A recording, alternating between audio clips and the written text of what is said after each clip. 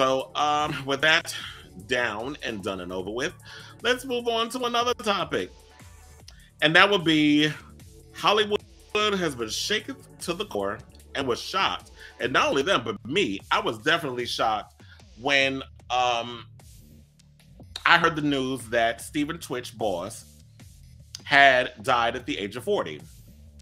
When I read that and I was scrolling through my social media, I actually was like, what? Like, that was just something that really hit me hard, and it was hard for me to believe.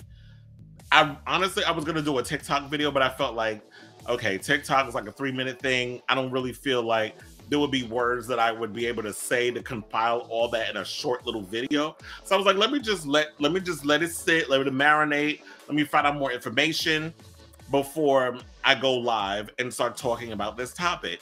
And one of the things where I was just, I'm still shocked about this.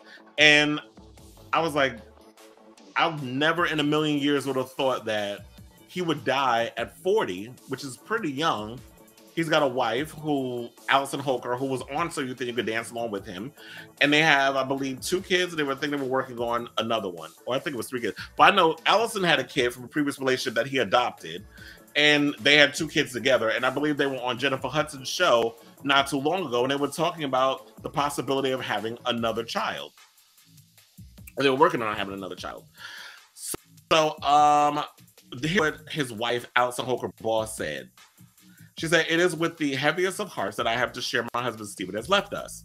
And this is what she told us, in an exclusive statement to People. "Stephen loved every room he stepped into. He valued family, friends, and community above all else, and leading with love and light was everything to him." She continued by saying this: "He was the backbone of our family, the best husband and father, and an inspiration to his fans. To say he left a legacy would be an understatement, and his positive impact will continue to be felt. I am certain there won't be a day that goes by that we won't honor his memory." She concluded by saying that we asked for privacy during this difficult time for myself, but especially for our 3 children.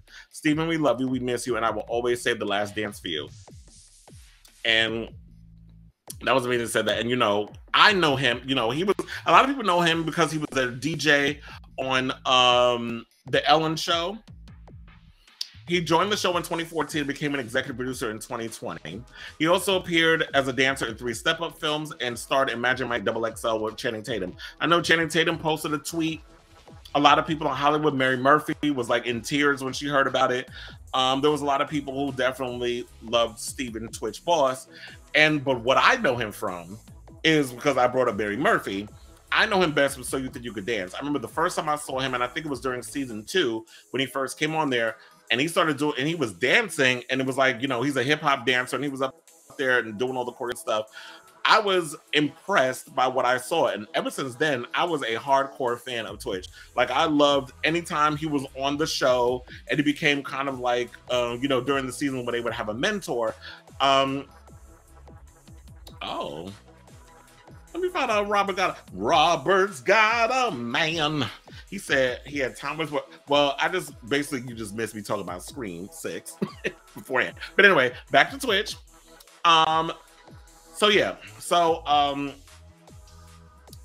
One of the things, I saw him on So You Think You Could Dance, and I loved him on his season. I wanted him to win. And I think, if I'm not mistaken, Travis Wall was on the season he was on.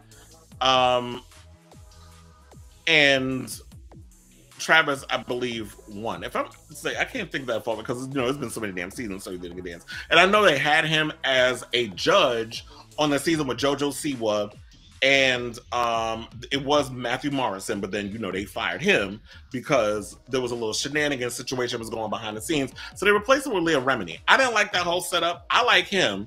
I don't know how well he did as a judge, but I was like, I wasn't really feeling the judges and the way they started doing the show. So I was like, I'm out. But from all the seasons prior, before COVID, I was a hardcore So You Think You Could Dance fan. I love So You Think You Could Dance more than I like the American Idol. I was always into dance more than the singing shows anyway, because I always like watching how they were bringing different styles of choreography, and it was just a good show, and it was like one of my favorite shows. So Ellen wound up also saying this. She said, And they said that a lot of people that worked on the Ellen show was shocked, and they were saying they can't, like, they don't understand why someone would do this. It's completely out of character. And what Ellen said was, I'm heartbroken. Twitch was pure love and light. He was my family. I loved him with all my heart. I will miss him. Please send your love and support to Allison and his beautiful children, Wesley, Maddox, and Zaya. For those of you who don't know, he was found dead by the maid of an Encino hotel on Tuesday. The manager of the Oak, who wished not to be named, revealed that Twitch checked into the hotel, arriving at the modest budget-friendly facility without a car. Despite reports, he revealed no gunshots were heard, but he did, apparently, I believe he did shoot himself. Now, from what I did hear was that a suicide note was left. We don't need to know what was in the suicide note. It's none of nobody's business.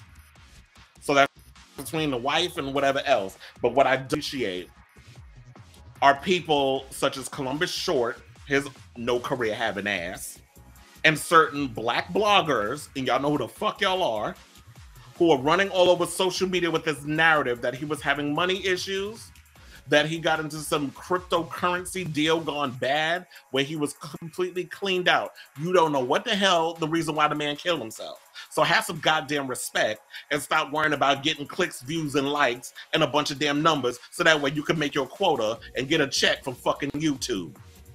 And you bitches know who the fuck y'all are. I don't need to bring y'all up. So this not having respect over this shit, that's the thing that's pissing me off with a lot of y'all. And y'all know who the fuck y'all are. So we're going to have a serious conversation here because I feel like people aren't taking it seriously.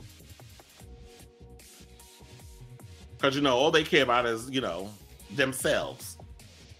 So I want to say this. If you are someone you know who is in crisis, call 988 to reach the Suicide and Crisis Lifeline. You can also call the network, previously known as the National Suicide Prevention Lifeline, at 800-273-8255. That is 800-273-8255. Or you can text HOME, HOME, to 741-741, or visit speakingofsuicide.com/resources for additional resources. So I just want to put that out there. And, you know, suicide is not something... Oh, thank you for putting that down there. We was on the same page, girl. But I want to say this because I think a lot of people don't take into consideration that suicide definitely affects people of color, specifically Black people. So what people need to realize, Black men / boys suffer from high rates of PTSD, depression, anxiety. Risk factors are racism, police brutality, childhood trauma, survivor guilt, lack of understanding of healthy versus unhealthy coping skills and behaviors. Now, on more facts I want to bring up about Black men and suicide. In 2014, 80% of suicide deaths in the Black community were men. Recent research has observed that Caribbean Black men in the U.S. have the highest attempt rate for the African American community. Firearms were the predominant method of suicide among Black, well, let's say African Americans. First of all, we Black. Ain't no goddamn African Americans. Only people I know are African Americans is if you came from Africa, you became an American citizen. Y'all just with that political correct bullshit. But anyway, back to the tea. Firearms were the predominant method of suicide among Black Americans, regardless of sex or age. Suicides, suffocation was the second most prevalent method. Now, Black men don't often recognize depression or trauma as an issue, therefore don't associate SI as a problem. And they also said that signs to watch out for in Black men. Don't focus necessarily on typical routines such as work, social networks, and hobbies. Most Black men are high functioning and will continue to do their normal activities, but suffering in silence. Increasing substance abuse from social to at home and isolating when doing so. Irritable over the smaller things, wanting to talk less at home or isolate from friends, especially on weekends. Discussing health and quality of life concerns. Putting self in risky situations such as starting arguments that can lead to confrontation, activities that can lead to police involvement, inability to adapt to change, and severe PTSD symptoms. So what I want to say is this.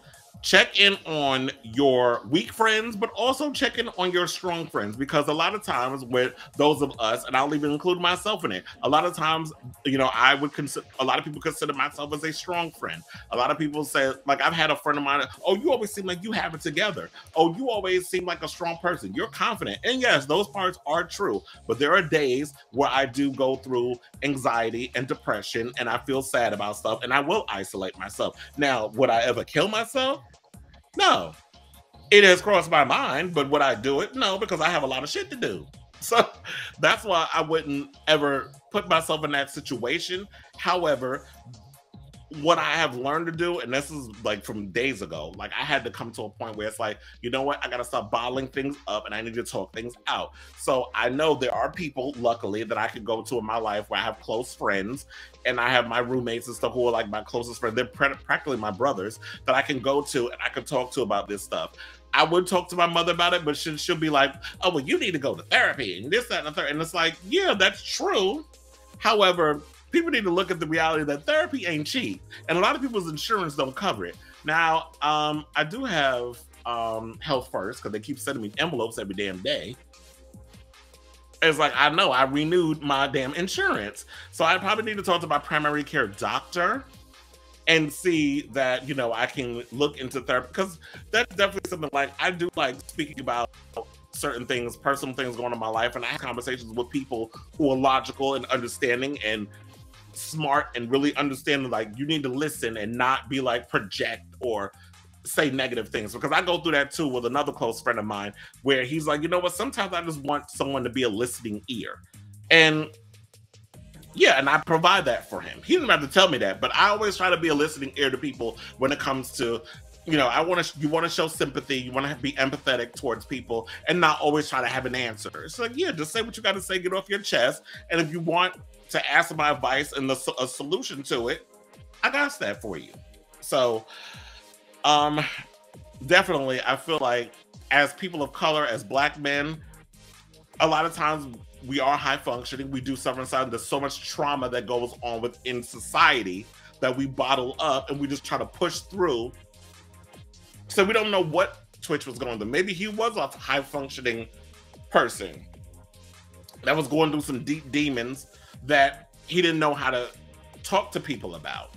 Dance was his saving grace and things. And, you know, I feel like more people have become depressed, and there's been a lot of trauma that it's increased since the whole COVID pandemic, and the fact that we were all sitting at home for a period and having to be stuck with our thoughts and all this other stuff. So it could be, I think the COVID pandemic played into that too.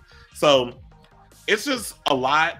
I don't want to sit and put, you know, these different things out there, but yeah, like I said before, because I don't want to keep rambling on about this, but this is a serious topic, and I feel like, yes, if you are someone who is struggling or going through something, if you don't have someone at home to talk to, sometimes just call the number that we have at the bottom and put it out there and let it be known that, you know what, suicide should be a last resort. I know that's like people who kill themselves, is they want the pain to stop. They want the depression to just go away. They can't go on anymore. And just know that I care about you, and you have so much to offer. I don't know y'all, but those of you who are watching, you have so much more to offer to the world. And once you get past that part, you'll realize that. Because there's been times where I thought about it and said, you know what? If I was to leave this earth too soon because I can't go on and bear certain things, how it will affect other people. Or